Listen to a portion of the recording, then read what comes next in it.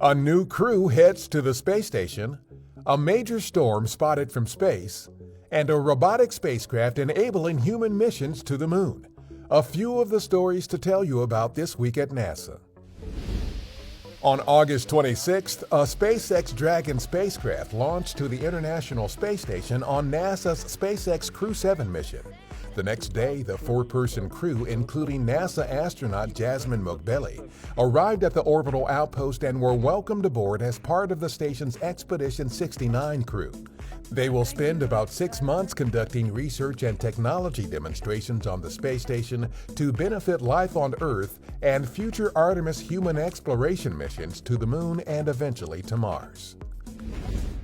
External cameras on the space station captured views of major Hurricane Idalia on August 30th, not long after the storm made landfall near Keaton Beach, Florida, as a Category 3 storm with winds of about 125 miles an hour. At the time, Idalia was moving north-northeast at about 18 miles an hour toward the southeast United States. Prior to landfall, the system had reached Category 4 storm status with winds of about 130 miles an hour.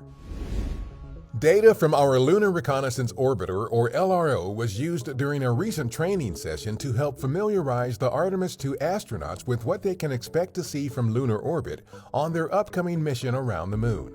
The training involved scientific visualizations to help them identify lunar landmarks, geological features, and areas of interest for future Artemis moon landings.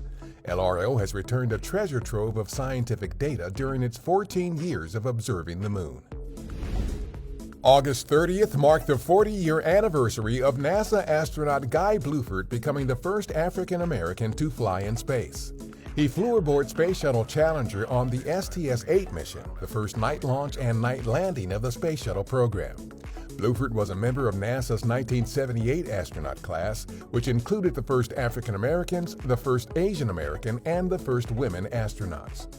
That's what's up this week at NASA. For more on these and other stories, follow us on the web at nasa.gov/twan.